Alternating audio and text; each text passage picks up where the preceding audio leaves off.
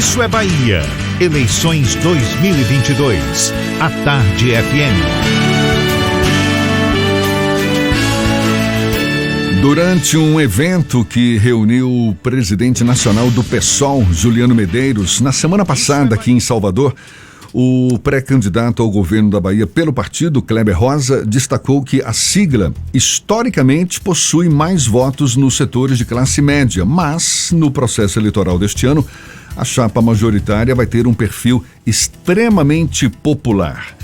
Para falar mais sobre a caminhada do PSOL rumo ao governo do estado, a gente conversa agora com o pré-candidato ao governo da Bahia pelo PSOL, Kleber Rosa, nos dando a honra de recebê-lo presencialmente aqui no estúdio da Tarde FM. Seja bem-vindo. Tudo bom, Kleber? Bom dia. Bom dia, Jefferson. Bom dia, Fernando.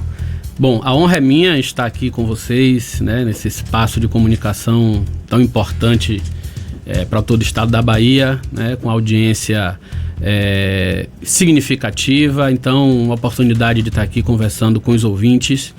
Então, agradeço e estou à disposição de vocês. O PSOL, ele tem uma representatividade, digamos, tímida na Bahia, um deputado estadual, existem alguns representantes na Câmara Municipal também, mas como é que se pretende ampliar o espaço do PSOL aqui na Bahia e tornar essa campanha mais popular conforme pretensão manifestada pelo próprio pré-candidato nesse encontro da semana passada com o Juliano Medeiros? Ok. Bom, primeiro entender que a Bahia tem um fenômeno na relação com o crescimento do PSOL, que é um partido de esquerda, o fato do PT estar governando a Bahia há um bom tempo e ser um partido que compõe, né, aquilo que a gente chama de campo democrático e popular, e o fato da gente não estar, do PSOL não participar desse governo, naturalmente isso coloca o PSOL numa condição, digamos assim, secundária na relação com esses segmentos populares que enxergam, né, os segmentos de movimentos sociais, que enxergaram ao longo desse período o governo experimentado pelo PT na Bahia como a alternativa de um governo popular. No entanto, a nossa avaliação é que há um desgaste dessa experiência do PT, né? Nós tivemos aí no último período um período de 15 dias turbulentos que mexeu com o cenário eleitoral na Bahia, né? Ali com a saída, né? A declaração do Jacques Wagner de não ter interesse em concorrer ao governo, bagunçou um pouco aquilo que a turma lá estava organizando, e acendeu uma luzinha, uma luz vermelha, ou seja, a possibilidade de depois de 16 anos de experiência num governo, o governo da Bahia voltar para as mãos de um setor, né, que é identificado tradicionalmente com o carlismo, né?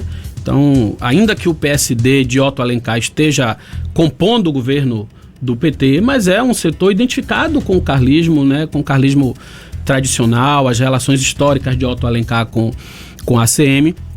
Então isso, na verdade, coloca um outro cenário na Bahia, né? Um cenário em que há a possibilidade, primeiro, do PT, disso ter demonstrado um desgaste mesmo da musculatura de continuar governando, ao ponto de apresentar um candidato, o Jerônimo, que é uma pessoa, obviamente, que tem relação com os movimentos sociais, mas não é aquela figura, né, aqueles caciques que o PT esperava, com capacidade de gerir esse processo eleitoral como esperaria que fosse, como a própria base do PT estava imaginando que seria com o Jacques Wagner. Kleber, qual é o argumento que o PSOL utiliza, e até o próprio Kleber Rosa utiliza, para convencer o eleitor de que o seu nome é a melhor opção para o governo do estado? Veja, nós temos aí 3 candidaturas postas que são produto direto da sua relação com a administração da máquina estatal. Está então falando de Jerônimo, ACM e o João Roma.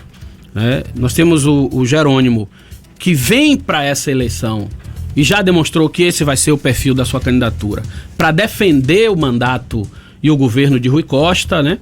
já pensaram até no slogan aí, que é o novo Rui Costa e tal. Então, uma identificação muito direta com aquilo que é o governo do PT na Bahia hoje, né?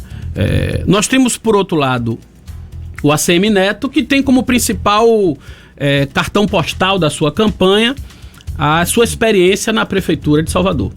E o João Roma, que vem, né, também entrincheirado aí nas obras do governo federal, tentando se confirmar como uma candidatura viável. O que a gente costuma falar é o seguinte: nós temos 3 candidatos que só estão aí, né, porque são apadrinhados. Primeiro, porque quer defender o governo de Rui. O segundo, porque tem um nome, né, uma tradição de família e se ancora no nome do seu avô. E o terceiro, o João Roma, que vem para defender Bolsonaro. E o que nós costumamos dizer é o seguinte: alguém precisa representar e defender o povo.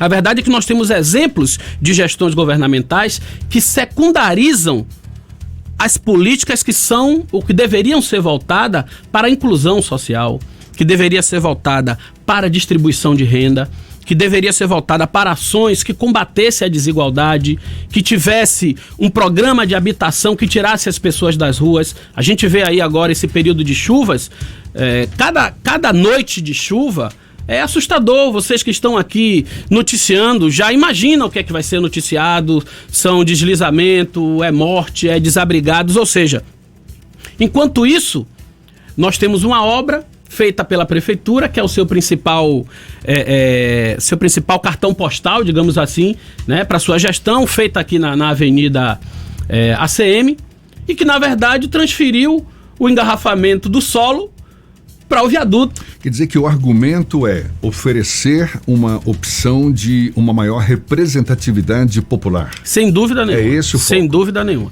Nós somos a chapa que se diferencia das outras pela nossa relação intrínseca às demandas populares. O Fernando quer fazer uma pergunta também. Pois não. Kleber, na semana passada nós entrevistamos o Juliano Medeiros e ele frisou que o PSOL vai ser uma candidatura de esquerda, a candidatura efetivamente de esquerda aqui na Bahia, justamente por conta dessa posição em que você cita a aliança do PT com históricos aliados do carlismo, exemplo do Otto Alencar. A gente tem também uma candidatura do PCB, que é uma candidatura que tem uma origem também de esquerda. Por que o PSOL na Bahia não consegue avançar para construir pontes e diálogos com outros partidos de esquerda? Fernando, nós avançamos e temos avançado, né? A nossa aliança já confirmada para esse processo eleitoral é com a Rede, né?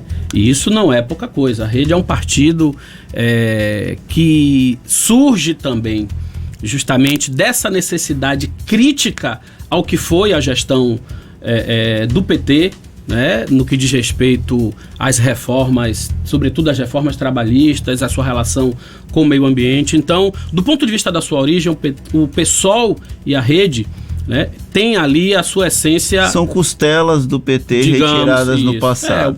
O PT é um partido que em algum momento reuniu toda a esquerda, ou quase toda a esquerda, dentro das suas trincheiras. Eu fui do PT desde garoto. Na verdade, eu iniciei minha militância adolescente, com 16 anos, e aos 18 anos eu já estava filiado ao PT e militei no PT minha vida toda, sempre pela base, sempre nos movimentos sociais, movimento estudantil. Então, esses dois partidos hoje estão juntos, né?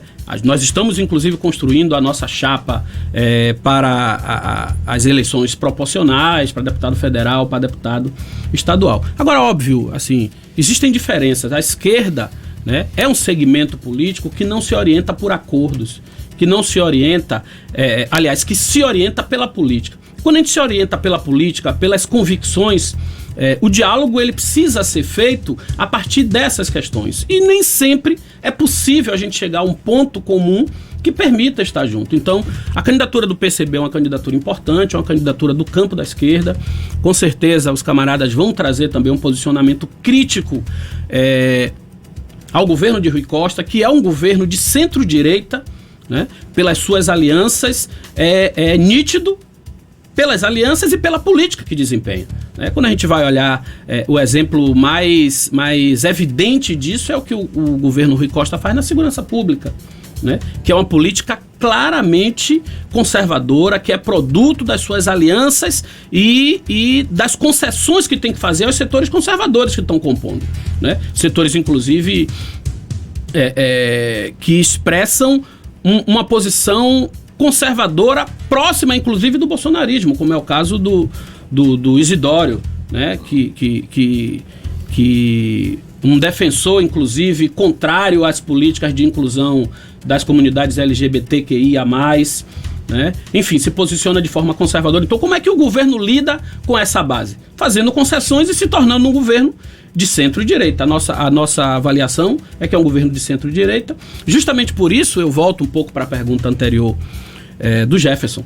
Por isso é que nós, de fato, somos a candidatura que está se colocando no campo da esquerda, né? E defendendo o legado da esquerda, defendendo as políticas de interesse de defesa da classe trabalhadora, de interesse do servidor público. E quando eu falo de servidor público, nós não estamos falando de políticas meramente classistas. Pensar na valorização do servidor público é pensar numa máquina estatal forte para servir com qualidade ao povo. O senhor tem formação na área de educação, é professor também da rede pública de ensino e também é policial civil, então tem o pezinho em duas áreas que são consideradas essenciais na discussão política eleitoral de 2022. O senhor consegue enxergar pontos em que é necessário haver um debate e uma melhora dessas duas áreas aqui na Bahia? Sem dúvida nenhuma, sem dúvida nenhuma. E nós vamos apresentar os caminhos para melhorar e para fazer tanto a segurança pública quanto a educação de uma outra forma. E coisas simples, Fernando. Eu falo como professor, eu estou falando muito assim, dividindo a minha intervenção sobre a educação em dois aspectos. Primeiro eu falo como professor, depois eu falo, né, como um pré-candidato. Eu vivo o chão da escola, como a gente costuma falar, e tem medidas muito simples que melhoraria significativamente a qualidade da educação, o ambiente escolar. Um deles, o governo insiste em fechar turmas, ou seja, em montar turmas com 40 alunos. Ao passo que nós temos uma infinidade de professores ficando excedente de sala de aula. O que significa isso? Significa que se você tem as turmas muito cheias, você diminui turmas e você tem professores que não fecham carga horária na escola. Isso gera um problema absolutamente desnecessário. Primeiro, com salas superlotadas, dificultando o desempenho pedagógico do ambiente escolar para professor e para aluno. Nós temos salas de aulas, inclusive, que não comportam de forma minimamente confortável 40 alunos numa sala de aula. E é uma insistência... fisicamente inviável. E é algo extremamente desnecessário, considerando que nós temos uma infinidade de professores que estão ficando excedentes. E esses professores, por exemplo, eles não saem de folha. Eles saem da sala, eles ficam sem trabalhar e eles não, por exemplo, não alteram o custo da escola, né, da folha. Então, assim, qual é a dificuldade em a gente conseguir diminuir a quantidade de alunos, formar mais turmas, melhorar a qualidade do ambiente? Um outro elemento também que seria simples para resolver essa matemática é diminuir a carga horária de professores, né? Diminuir a carga horária em sala de aula. O professor de 20 horas, ele é obrigado a ter no mínimo 13 horas em sala de aula. Se a gente diminui, a gente garante ao professor mais condição de tempo de preparar melhor as aulas, porque, assim, o essencial da educação não é necessariamente o que o professor faz em sala de aula, mas é o tempo que ele tem de qualidade para preparar a sala de aula. Kleber, então, a gente está conversando aqui com o pré-candidato ao governo do estado pelo PSOL, Kleber Rosa. Eu queria pegar carona na pergunta do Fernando, que tem foco nessas duas áreas, educação, segurança pública, que historicamente são áreas mais sensíveis do governo. Agora, para não se limitar nas críticas, Kleber, porque apontar os problemas Em tese é até mais fácil, mas quais são os rumos para tornar a educação da Bahia uma referência de educação para o Brasil e também para a segurança pública? Quais são as soluções para que o Estado tenha tanto educação quanto segurança pública confiáveis por parte da população, por parte dos cidadãos, enfim, enquanto política pública eficaz? Pois é, quando eu aponto essas críticas, eu já estou apresentando os problemas que precisam ser resolvidos. Então, concretamente, valorização do professor. Isso é um ponto fundamental quando a gente discute educação. Então, quando eu trago aqui essas questões, eu estou dizendo que nós precisamos melhorar a qualidade do tempo do professor em sala de aula. Isso impacta diretamente na qualidade do trabalho do professor, daquilo que ele oferece em sala de aula.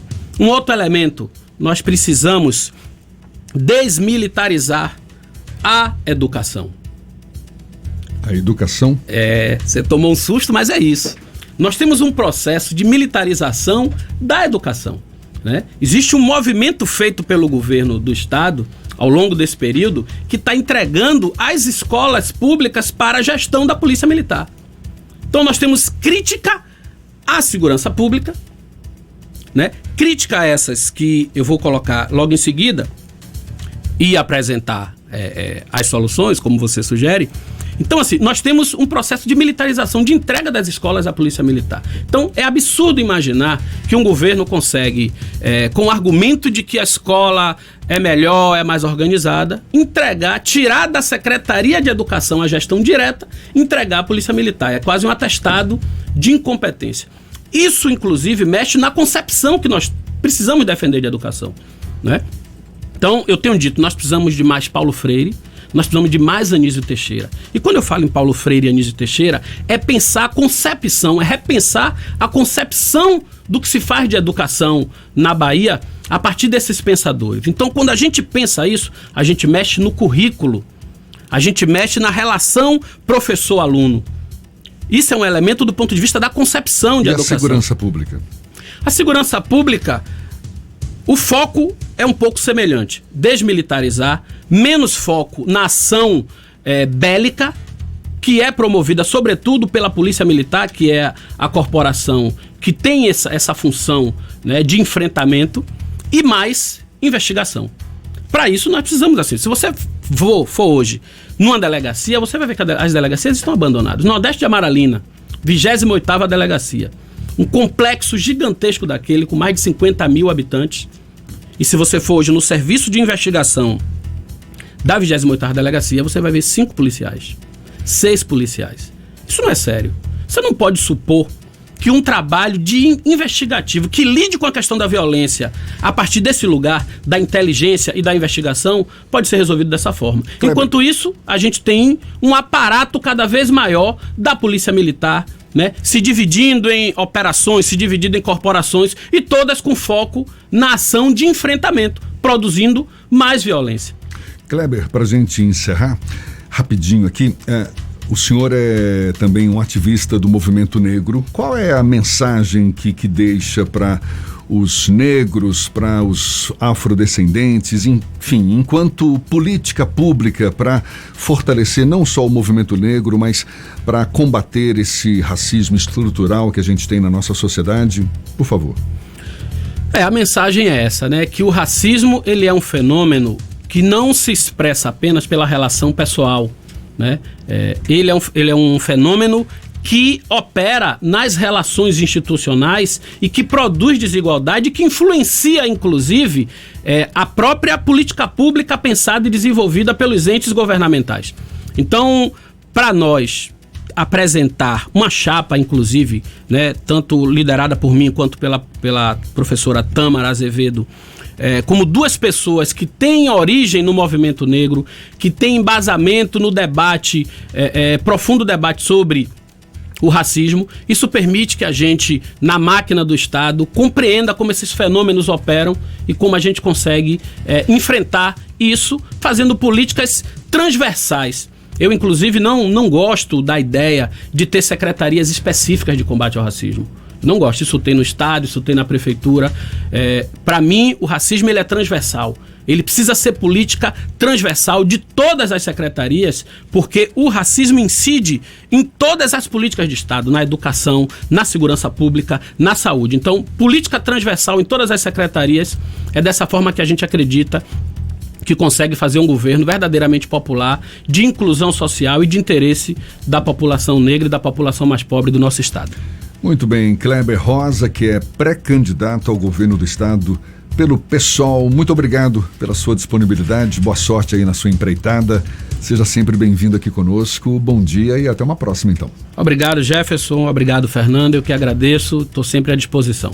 Um abraço. Tá certo, e esse papo, você sabe, vai estar disponível logo mais na íntegra nos nossos canais no YouTube, Spotify, iTunes, Deezer e também no Instagram. Agora são 7h49 na Tarde FM.